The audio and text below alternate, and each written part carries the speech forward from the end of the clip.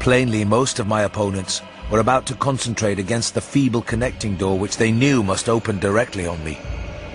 Outside, the moon played on the ridgepole of the block below, and I saw that the jump would be desperately hazardous because of the steep surface on which I must land. Surveying the conditions, I chose the more southerly of the two windows as my avenue of escape, planning to land on the inner slope of the roof and make for the nearest skylight. Once inside one of the decrepit brick structures, I would have to reckon with pursuit, but I hoped to descend and dodge in and out of yawning doorways along the shadowed courtyard, eventually getting to Washington Street and slipping out of town toward the south. The clatter at the northerly connecting door was now terrific, and I saw that the weak paneling was beginning to splinter. Obviously the besiegers had brought some ponderous object into play as a battering ram. The bedstead, however, still held firm, so that I had at least a faint chance of making good my escape. As I opened the window, I noticed that it was flanked by heavy velour draperies suspended from a pole by brass rings, and also that there was a large projecting catch for the shutters on the exterior. Seeing a possible means of avoiding the dangerous jump, I yanked at the hangings and brought them down, pole and all, then quickly hooking two of the rings in the shutter catch and flinging the drapery outside. The heavy folds reached fully to the abutting roof, and I saw that the rings and catch would be likely to bear my weight.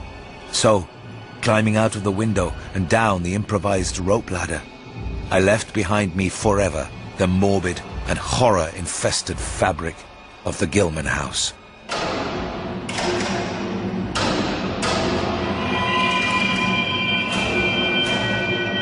I landed safely on the loose slates of the steep roof and succeeded in gaining the gaping black skylight without a slip.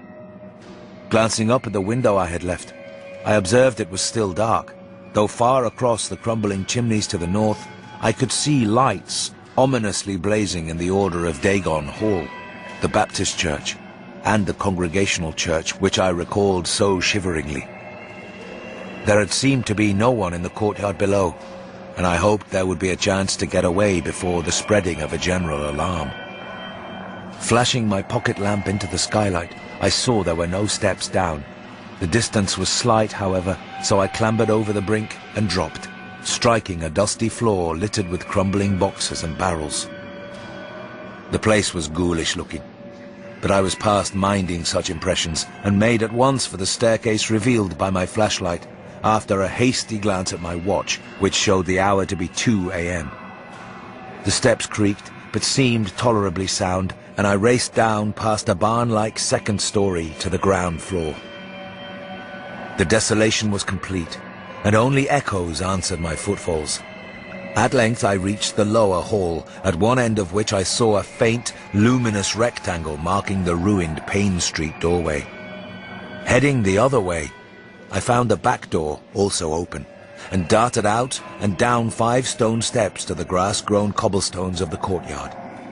The moonbeams did not reach down here, but I could just see my way about without using the flashlight. Some of the windows on the Gilman house side were faintly glowing, and I thought I heard confused sounds within.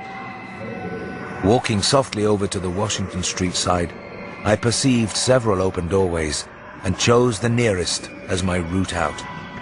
The hallway inside was black, and when I reached the opposite end, I saw that the street door was wedged immovably shut.